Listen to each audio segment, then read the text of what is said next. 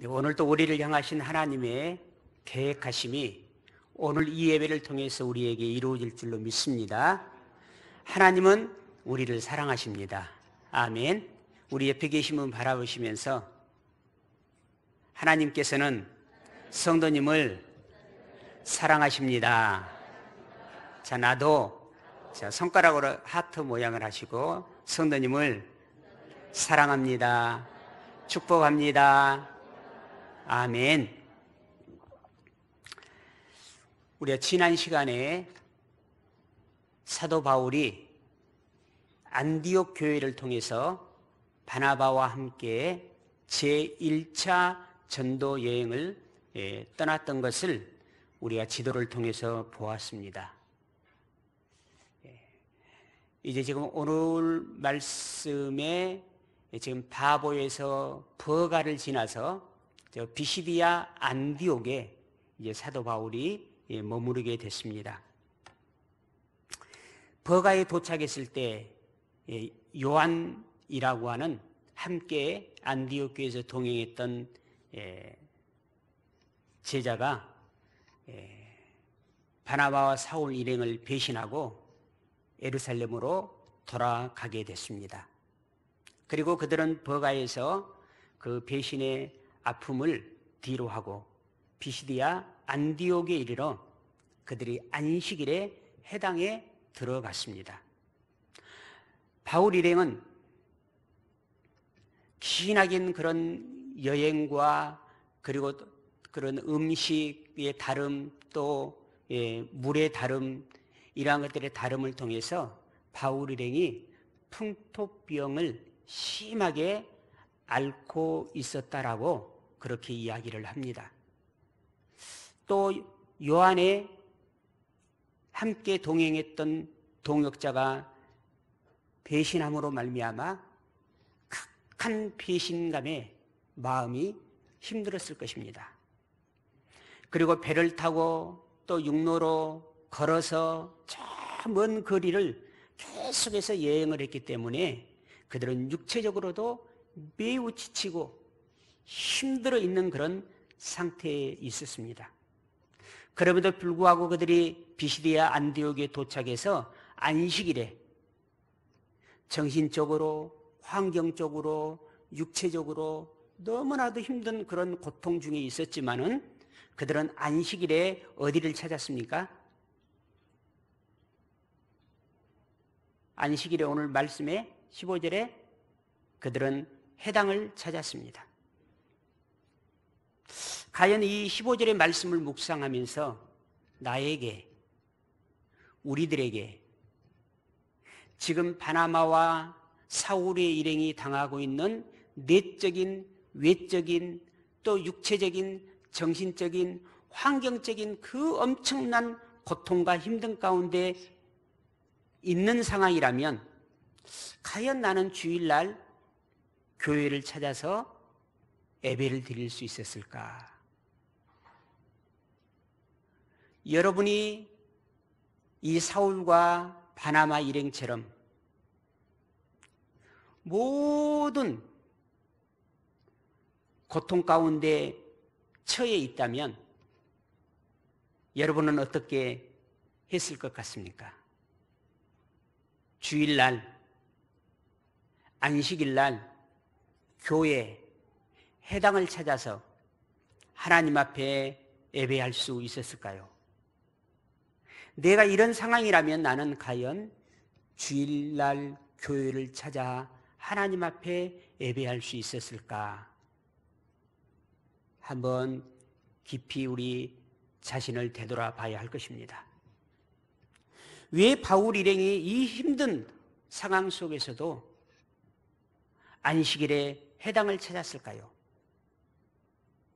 그들이 풍토병에 걸려서 육체적인 질병으로 고통 가운데 있고 그리고 거치는 파도가 일렁이는 바다를 건너서 이 육지의 길을 육로를 수백 킬로를 걸어서 또 함께 그렇게 믿었던 동역자였던 요한의 배신감을 느끼는 그 상황 속에서도 그들이 안식일날 쉬지 아니하고 비시디아 안디옥에 해당을 찾았던 것은 그들이 풍토병으로 고통당하고 바다를 건너고 육로를 걸어서 이 비시디아 안디옥 가운데 온 목적이 무엇이었습니까? 그 목적이 예수 그리스도의 복음을 전하기 위해서였습니다. 그래서 비록 내 육체는 지금 병들어서 지금 힘이 들고, 그리고 지금 정신적으로도 요한의 배신 때문에 힘이 들고, 그리고 환경적으로도 굉장히 힘이 들고, 그들이 나아가서 복음을 전하는 곳곳마다 그들을 기뻐하고 받아들이는 사람보다는 그들을 멀리하고 그들을 예면하는 사람들이 더 많음에도 불구하고 우리가 여기까지 온 목적이 무엇이냐 이거예요. 그것은 예수 그리스도의 복음을 전하기 위해서 이곳에 왔다는 것입니다. 내적으로나 이적으로나 환경적으로 어려움이 있지만 그들이 지금 이 여행을 떠난 목적에 집중하고 목적에 우선의 삶을 두는 그러한 삶을 실천하고 있음을 보게 됩니다. 저와 여러분은 예수께 부름받은 거룩한 성도입니다. 그리고 우리는 세상으로 보내심을 받은 복음 전도자입니다. 저와 여러분의 과연 일주일의 삶은 하나님께서 나를 부르시고 구원하시고 하나님의 자녀 삼아 주셔서 세상을 향해서 복음 들고 나아가라고 하는 복음 전도의 우리 인생의 삶의 가장 최우선의 목적의 삶을 우선순위에 두고 살고 있는지, 그렇게 살아왔는지, 하나님 앞에서 우리 지난 시간을 되돌아보고 깨닫고 회개하는 여러분이 되어지시기를 바랍니다. 목적을 상실해버린 그 사람은 무의미한 인생을 살아갈 수뿐이 없는 것입니다. 저와 여러분이 진정으로 예수 그리스도의 십자가의 제사함의 복음을 통해서 구원받은 성도 하나님의 백성이라면 사도 바울이 빌립보서 3장 14절 이하에 고백하고 있는 것처럼 하나님을 나라를 바라보면서 구원의 복음을 위하여 한 발자국 한 발자국 살아가야 될 줄로 믿습니다. 사도행전 20장 24절 말씀에 내가 달려갈 길과 주 예수께 받은 사명 곧 하나님의 은혜의 복음을 증언하는 일을 마치려 하면은 나의 생명조차 조금도 귀한 것으로 여기지 아니하노라 라고 있습니다. 사도 바울은 오직 예수 그리스도로 말미암아 구원받은 그 날 이후에 하나의 목적, 내가 죽는 그날까지 한 사람에게라도 더 예수 그리스도의 복음을 전하기 위하여 나의 생명을 드리노라라고 하는 이 삶의 분명한 목적을 두고 그는 살았습니다. 그렇기 때문에 병원에 입원해야 될 정도의 그런 상황 속에 있었고, 어쩌면 정신병원에 가서 또 어떤 상담사에게 상담을 받아서 전시적인 문제를 해결해야 될 그런 상황 속에 있었고, 육체적으로 너무나 피곤하고 힘든 그런 상태에 있었지만은 오늘 이 안식일 날 해당에 가서 하나님의 말씀을 전할 때 그곳에 오늘 마지막 말씀과 같이 믿기로 작전된 자가 있기 때문에 이 주어진 단 한 번에 지나가면 다시 되돌아올 수 없는 이 기회를 놓칠 수 없었기 때문에 그는 비록 그곳에서 쓰러져 죽는 한이 있다 할지라도 그에게 주신 하나님의 사명, 그가 지금 비시디아 안디옥까지 그 힘들게 온 그 인생의 목적을 이루기 위해서 그런 안식일의 해당을 찾았던 것입니다.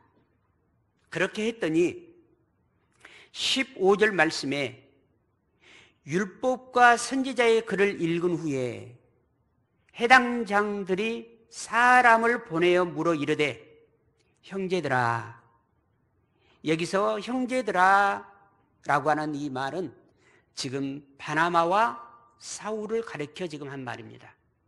바나바와 사울아, 너희들이 만일 백성들에게 고운할 말이 있거든 하라 라고 이렇게 말했습니다. 우리가 오늘 15절 말씀을 이해하기 위해서는 그때 당시 회당의 배경을 이해를 할 필요가 있습니다.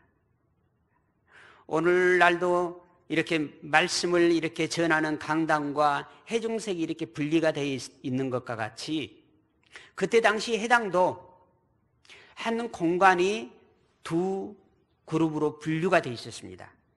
그래서 한 공간에는 납비들이 앉아있는 공간이었고, 그리고 다른 공간에는 일반 유대인들이 앉아있는 공간이었습니다.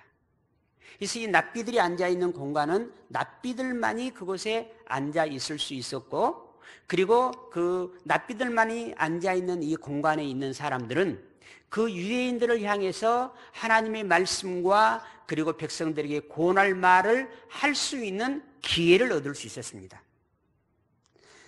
이 사울과 바나바는 지금 비시디아 안디옥에 처음에 방문했잖아요.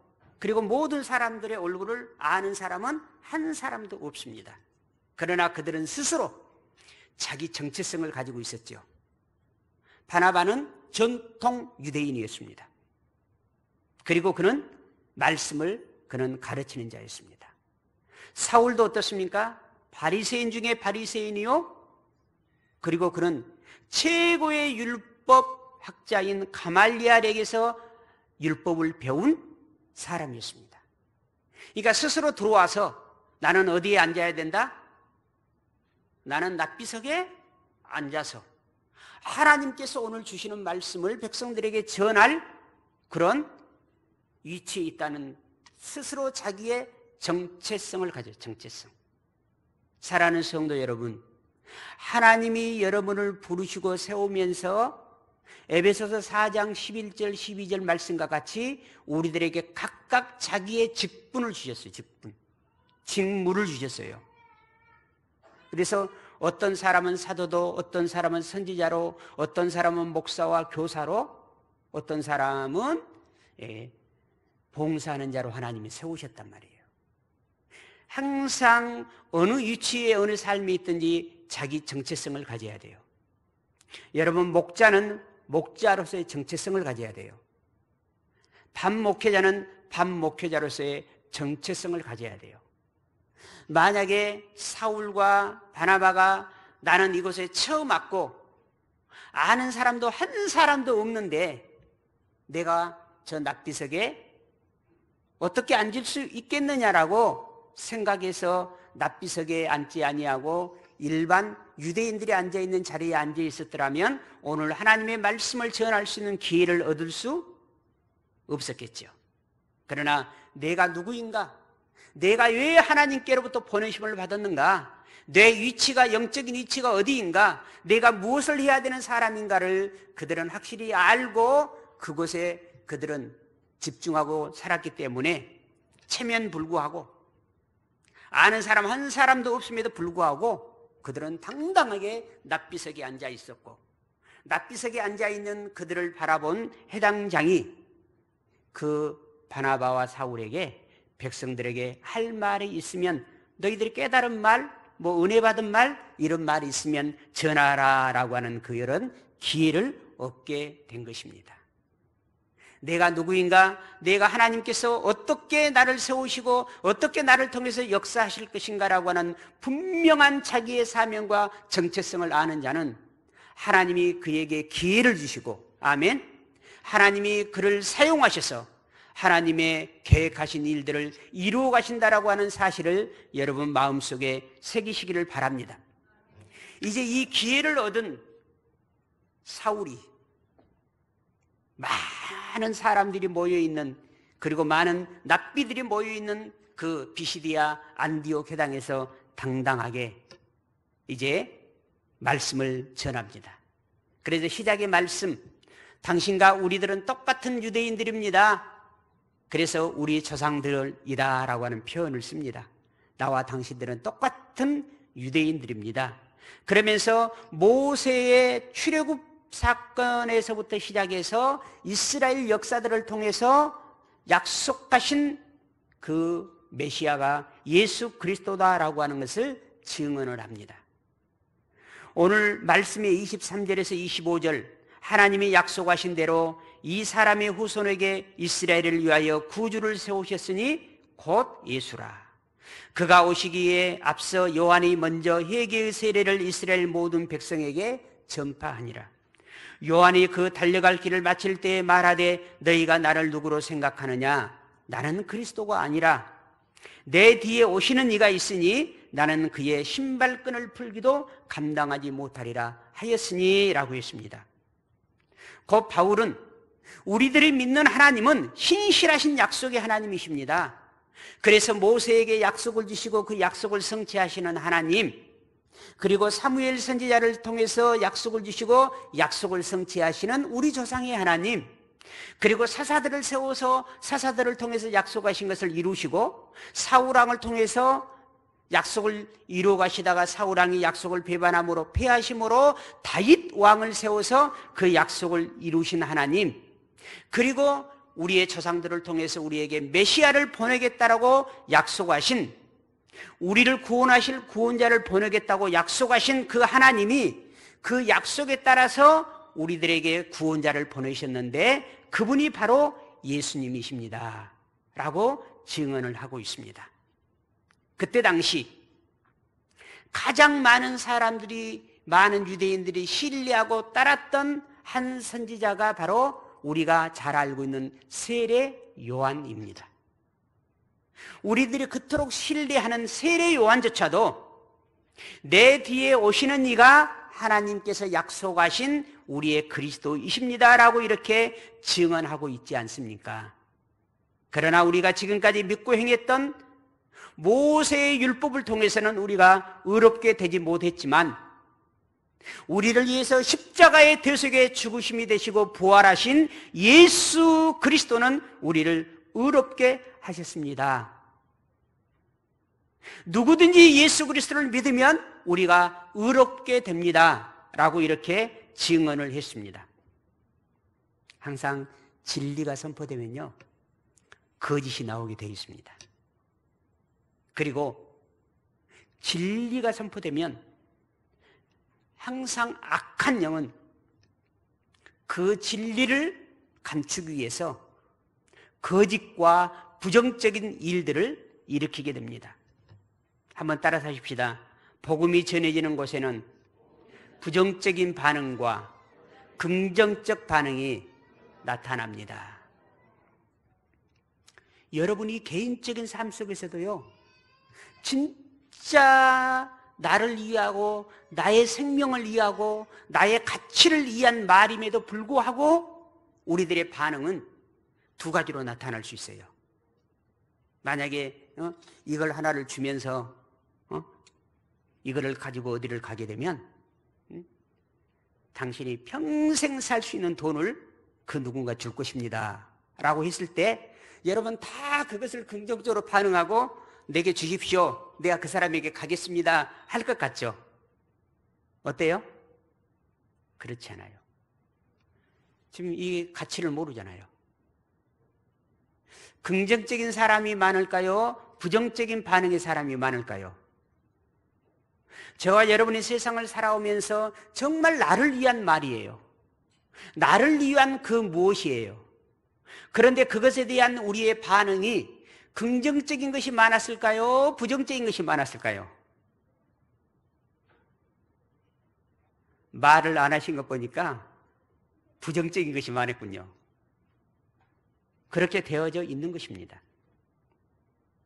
자, 우리 조상들에게서 계속해서 약속하시고 그 약속을 이루어 주셨던 신실하신 하나님께서 다윗을 통해서 우리에게 약속을 주셨는데 그 약속이 우리를 구원할 메시아를 보내겠다고 약속했습니다. 그 메시아가 바로 예수님입니다 라고 이렇게 바울이 비시디아 안디옥 회당에서 전했을 때 이 말씀을 듣고 부정적인 사람들이 훨씬 더 많았다는 것입니다.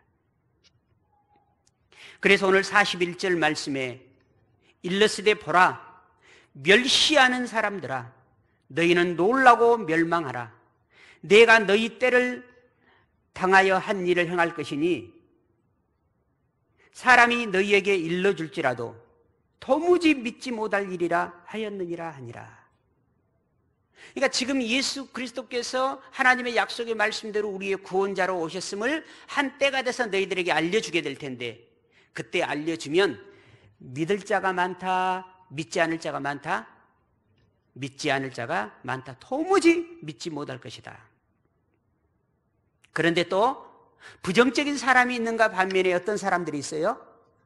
긍정적인 반응의 사람들이 또 있단 말이에요. 그래서 오늘 44절 말씀에 이렇게 말씀하고 있죠. 그 다음 안식일에는 온 시민이 거의 다 하나님의 말씀을 듣고자 하여 모이니. 자, 이 말씀 41절 말씀과 44절 말씀 안에 담겨져 있는 42절, 43절 말씀에는 부정적인 사람들이 시기하고 비방하고 갔어요. 그리고 어떤 사람들이 남아있어요? 긍정적 사람들이 남아있어요. 이 긍정적으로 반응했던 사람들은 다음 안식일 날 또 어떻게 했다고요? 거의 다 어떻게 했다고요?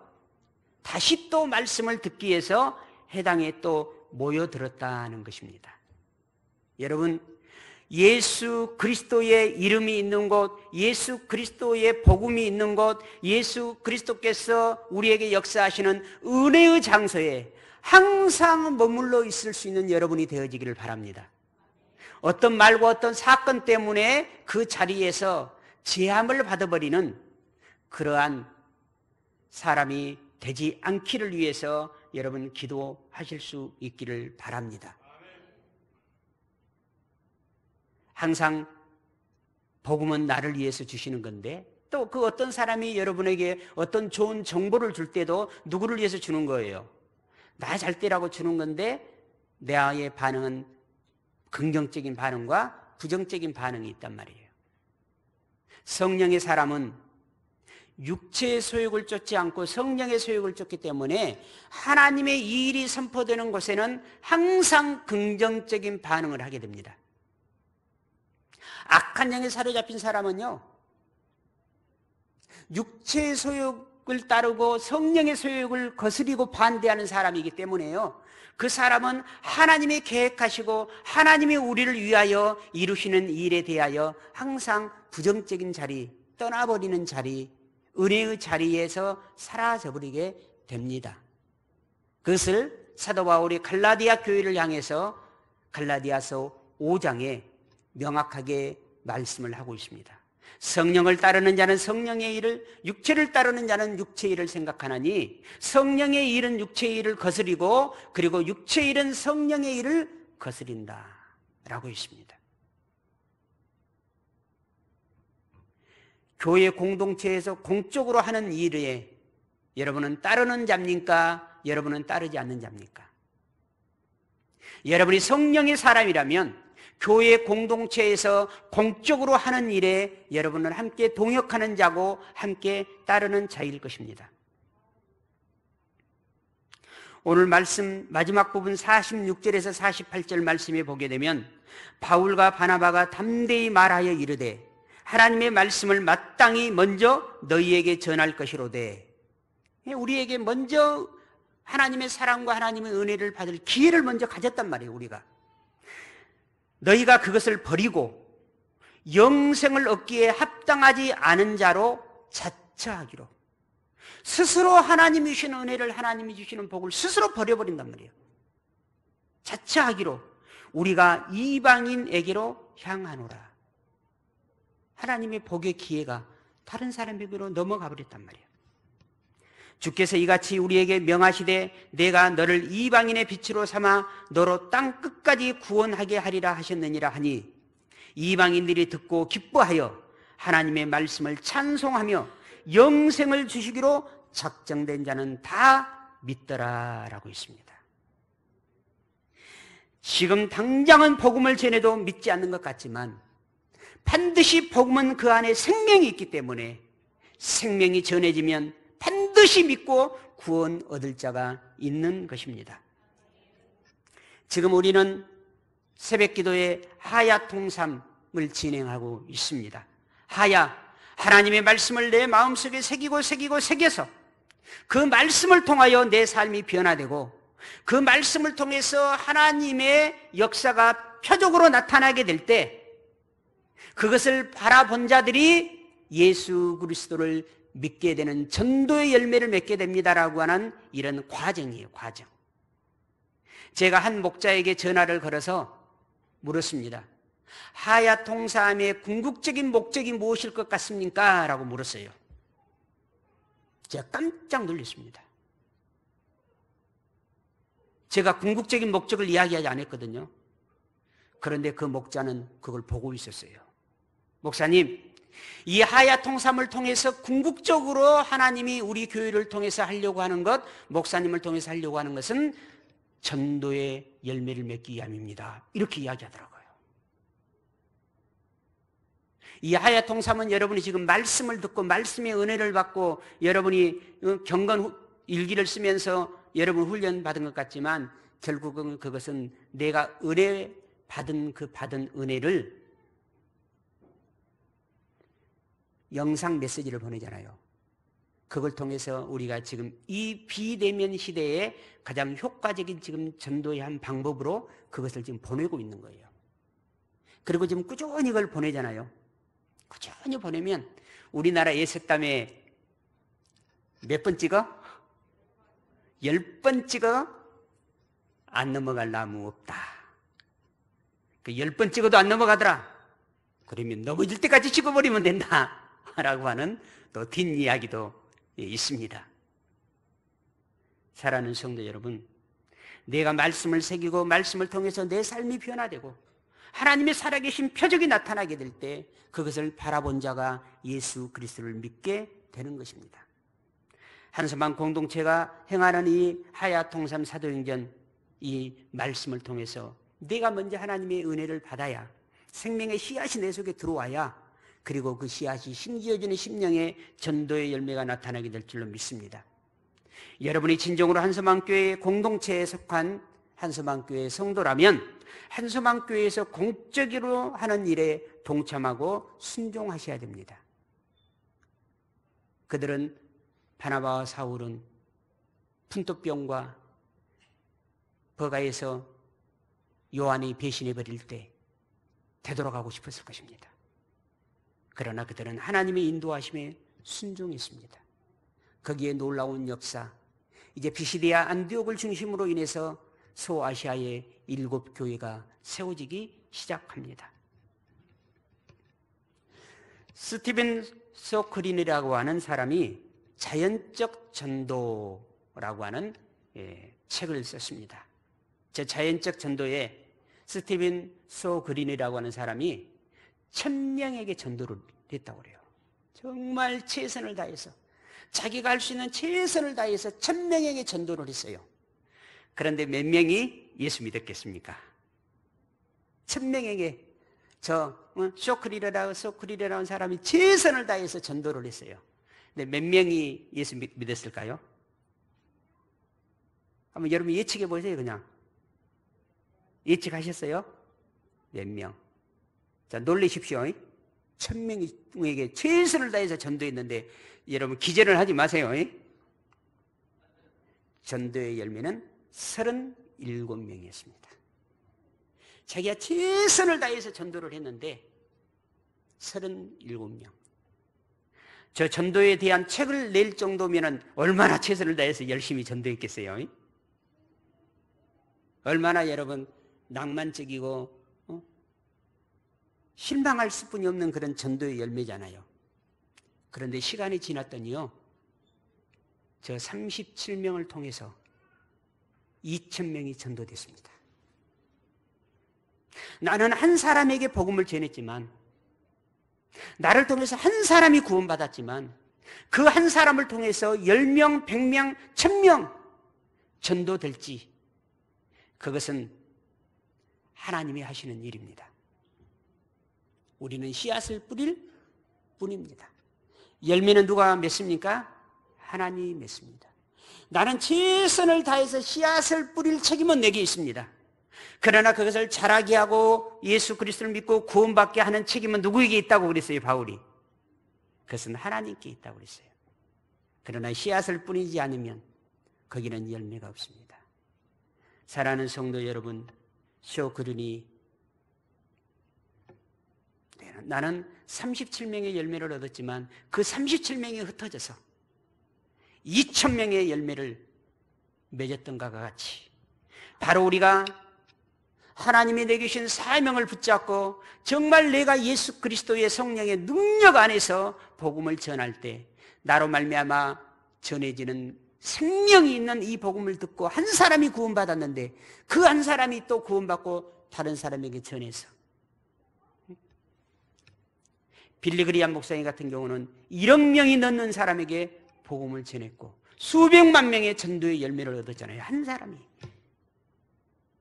사도 바울이 하나님의 생명, 이 복음을 내가 육체가 힘들고 병들고 환경적으로 너무나 힘들지만 그럼에도 불구하고 비시디아 안디옥의 회당에 가서 복음을 전했더니 그것이 열매 맺기 시작해서 소아시아의 지역에 7교회가 세워지고 그리고 노마이까지 복음이 전해지는 놀라운 하나님의 역사가 일어났음을 우리는 보게 됩니다. 사랑하는 성도 여러분, 우리는 어떤 상황에서도 전도자의 사명을 가지고 부름받아 구원받은 내가 이제 우리는 보내심을 받았다라고 하는 하나님의 백성으로서 살아갈 수 있기를 바랍니다. 전도의 기회는 그냥 주어지지 않습니다. 그들이 만약에 몸이 아프다고, 지금 정신적으로 힘들다고, 너무나도 피곤하고 지쳐있다고, 다음 안식일 날 가서 내가 복음을 전해야지 라고 했다면 그 해당장으로부터 예수의 복음을 전할 기회를 얻지 못했을 것입니다. 그러나 몸이 아프지만 정신적으로 요한의 배신으로 힘들지만 지쳐 있었지만 그들이 그 몸을 이끌고 그날 그 안식일 날 해당에 갔기 때문에 해당장으로 하여금 복음을 전할 기회를 얻게 됐고 그리고 그 복음을 듣는 수많은 사람들이 오늘 말씀처럼 다음 안식일에 은혜 받은 모든 사람들이 거의 다 와서 다시 그 복음을 다시 전해주라, 다시 그 예수의 복음을 전해주라고 그렇게 기대하고 있는 것을 우리는 보게 됩니다. 이 세상에 아무런 대가 없이 주어지는 기회는 없습니다. 희생과 대가가 없이 주어지는 것들이라면 그것은 비록 소중한 것이 아닐 것입니다. 부단한 노력과 대가와 희생이 지불되어진 그 기회만이 우리들에게 값지고 소중한 열매로 되돌아오게 될 것입니다. 공안에 1,000원을 담아서 던지면 1,000원이 되돌아올 거예요. 10,000원짜리를 담아서 던지면 어떨까요? 10,000원짜리가 되돌아올 거예요. 50,000원짜리를 넣어서 던지면 50,000원짜리가 되돌아올 거예요. 어쩌면 우리 인생은 내 생각과 내 말과 내 행동에 메아리를 받으면서 살아가고 있는 것입니다. 우리 나에게 주어진 전도의 이 기회를 얻기 위해서 내가 희생적인 삶을 살아야 되겠다라고 결단하는 여러분 되시기를 바랍니다. 비록 몸은 병들고 힘들고 지쳐 있었지만은 그것에 굴하지 아니하고 해당에 나아갔던 바나바와 사울에게 하나님께서 해당장을 감동시켜서 복음 전할 기회를 주셨던 것처럼 여러분의 삶을 가장 위대하고 가장 가치 있게 만들어줄 수 있는 기회를 하나님이 여러분에게 주실 줄로 믿습니다. 희생이 있는 곳에는 반드시 영원 구원의 열매가 있습니다. 희생이 없이는 영원 구원의 열매는 없는 것입니다. 지금까지 나는 얼마나 복음 전도를 위해서 희생적인 삶을 살아왔습니까? 희생이 없이는 복음의 열매도 없습니다. 오늘 이곳에 계신 여러분이 나를 구원하시기 위해서 십자가의 희생 제물이 되신 예수 그리스도의 그 은혜의 감격으로 인하여 그 예비된 한 사람에게 나아가서 희생적인 복음을 전할 때 오늘 48절 마지막 말씀과 같이 이방인이 듣고 기뻐하여 하나님의 말씀을 찬송하며 영생을 주기로 작정된 자는 다 믿게 되는 구원의 역사가 오늘 여러분 한 사람을 통해서 훗날 반드시 열매 맺게 될 줄로 믿습니다. 살아계신 하나님께서 그렇게 열매를 맺혀 주실 줄로 믿습니다. 그리고 하나님의 나라에서 우리의 복음 전함을 위하여 구원받은 그 영혼이 우리의 자랑이요, 우리의 기쁨이요, 우리의 멸류관이 될 줄로 믿습니다. 우리 한서만교회가 이 땅에 존재하는 그날 한 영혼이라도 더 구원하여 하나님의 영원한 나라에서 만날 때 그들이 우리의 자랑이요, 우리의 기쁨이요, 우리의 멸류관이 되어지는 우리 한서만교회 되십시다. 기도하겠습니다.